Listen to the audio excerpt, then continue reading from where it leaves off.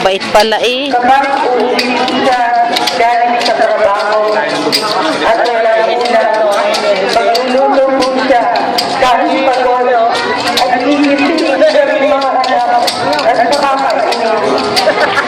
Ngunit nakakatakot din po siya kung mag-atin. Napakadumi. Kaya palilit ko silang mag-away ng aming nanay. Ng aming nanay dahil sa pagiging matapang niya po sa mga anak.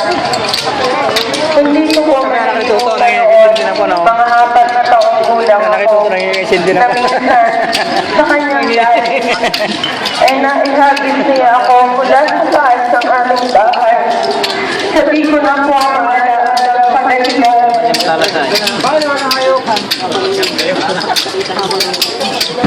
Pinapalo niya po ako ng sobra. Pinagsasagitaan ng masama at pinapalayas sa tuwing hindi niya nagugustuhan ang aking ginagawa. At kung minsan ay nasasaktan niya ako kahit wala akong nagagawang kasalanan.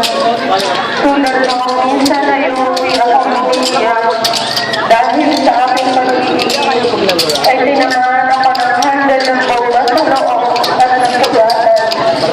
Hindi niya po ito ginamon kaagad. Sa halip, pinalo niya pa ako dahil hindi daw po ako marunong mag-ingat.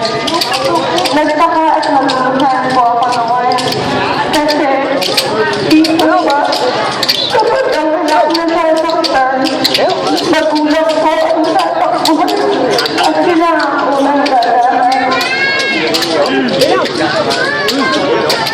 Ngunit pagkalindaran po ang nangyayari. Lalo na po kung si tatay ay makakapagay. Wala po siya sa katuwiran kung magaling.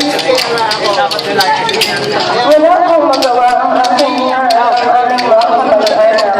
Dahil kung pipigilan po nila si tatay